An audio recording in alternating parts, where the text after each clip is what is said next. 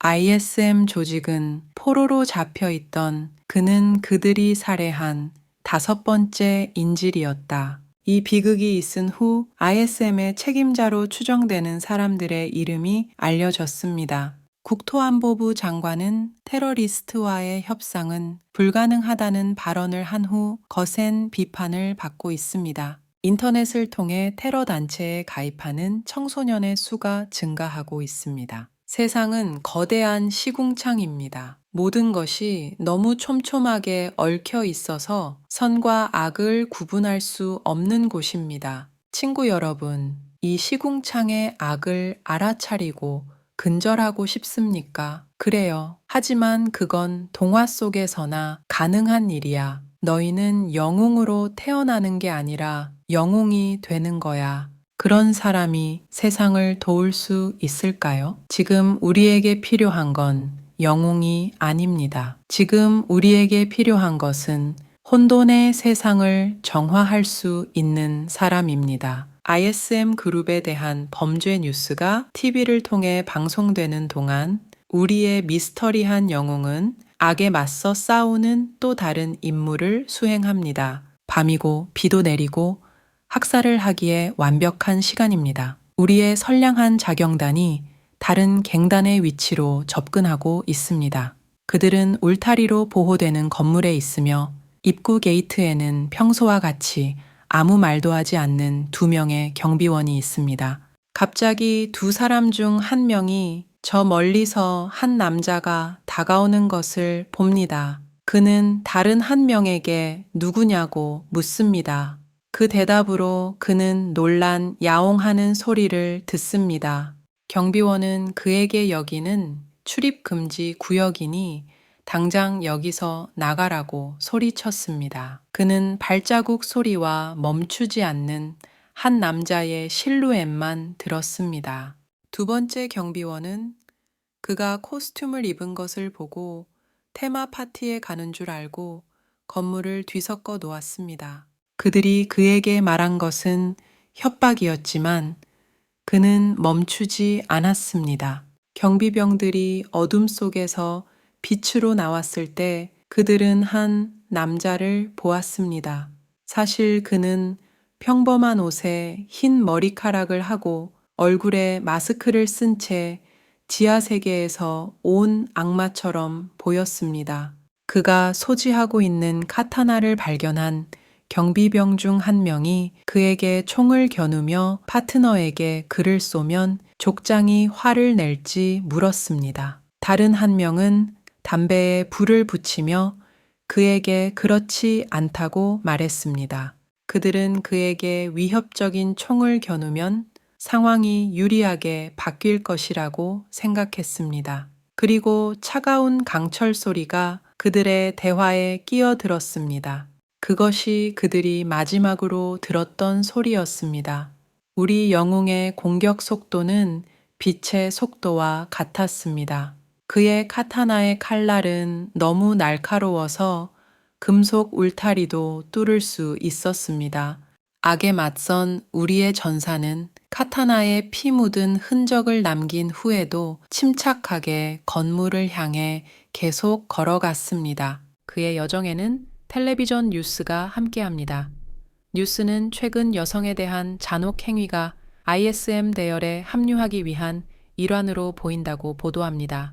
감시 카메라 증거 외에도 가해자들이 인터넷에 게시한 동영상도 있습니다. 이 동영상에는 여성에 대한 성적 학대 장면이 담겨 있습니다. 경찰과 정보기관은 가해자들의 몽타주를 수집하기 위해 노력하고 있습니다. 한편 우리 전투기는 이미 건물 안으로 들어왔습니다. 복도 중 한 곳에 들어섰을 때 눈앞에 2명의 목표물이 더 보였습니다. 그는 자신과 자신의 힘에 대한 자신감이 넘쳤기 때문에 숨을 필요조차 없었습니다. 성문에 있던 경비병들은 물론이고 이들도 강철의 바스락거리는 소리를 듣고 그의 검에서 튕겨져 나오는 밝은 빛을 볼 수 있었습니다. 그 빛은 마치 버터 한 봉지를 자르는 뜨거운 칼처럼 순식간에 남자를 두 동강 냈습니다. 건물 밖에서 들리는 것은 모스 부호처럼 들리는 소리와 단어 조각뿐이었습니다. 누군가 도움을 요청하는 소리도 들렸습니다. 그는 모든 층, 모든 복도를 돌아다니며 모든 문을 열었습니다. 그가 지나가면서 남긴 것은 시체 더미와 피의 바다, 벽이 붉게 칠해져 있을 정도로 많은 시체였습니다. 건물 전체를 거의 다 정리한 후 그는 엘리베이터를 불러 갱단 두목의 은신처인 13층으로 올라갔습니다. 그가 13층에 도착했을 때 그들은 이미 그곳에서 그를 기다리고 있었습니다. 마피아 두목은 자신의 뒤에 멕시코 깡패 군대가 있었기 때문에 완벽하게 안전하다고 느꼈습니다. 그는 침착하게 라이터를 꺼내 담배에 불을 붙였습니다. 갱단 두목은 겨우 한 모금만 마시고 질문의 절반밖에 하지 못했습니다. 갑자기 그는 모두가 보는 앞에서 두 동강이 납니다. 멕시코 군대 전체가 주인공에게 무엇이든 할 준비가 된 머리의 살인범을 공격했습니다. 갑자기 남자가 카타나 칼자루를 잡고 공격에 앞서 필요한 자세를 취하는 동안 분노한 깡패들이 죽은 보스의 주위를 뛰어다니며 그를 향해 다가옵니다. 스카프로 만들어지기까지 몇 밀리초가 남지 않았는데 갑자기 번개처럼 빠른 속도로 칼집에서 카타나를 꺼내고 강력한 빛이 모두를 비췄습니다. 남자가 문을 열자 삐걱거리는 소리가 방 안을 가득 채웁니다. 그는 사무실 뒤편으로 걸어 들어가면서 신발에 피 묻은 흔적을 남깁니다. 방 맨 뒤쪽에서 유진은 세 사람을 발견합니다. 두 명의 여성과 주인공에게 등을 돌린 그룹의 리더입니다. 손가락만 까딱하면 여성들은 곧장 그 남자를 만나러 갔습니다. 남자에게 가까워질수록 그들의 몸은 점점 더 뒤틀리고 인간이기를 멈췄습니다.